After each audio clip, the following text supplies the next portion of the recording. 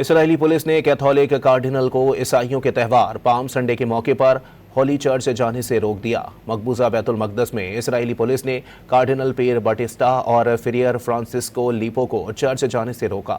Israeli police के मुताबिक Iran जंग के बाद से यरूशलेम ओल्ड सिटी में तमाम मुकद्दस मकामात को बंद कर दिया गया है। पाम संडे की मजहबी तकरीबात को भी इस्तिस्ना हासिल नहीं। इटली के वजीर आजम ने इसराइल की जानिब से पाम संडे पर मजहबी तकरीब रोकने की मजम्मत की है।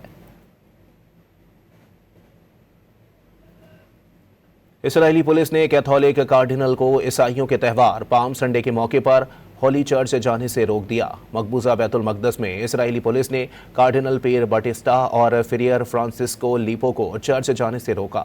इसराइली पुलिस के मुताबिक ईरान जंग के बाद से यरूशलेम ओल्ड सिटी में तमाम मुकद्दस मकामात को बंद कर दिया गया है। पाम संडे की मजहबी तकरीबात को भी इस्तिस्ना हासिल नहीं। इटली के वजीर आजम ने इसराइल की जानिब से पाम संडे पर मजहबी तकरीब रोकने की मजम्मत की है।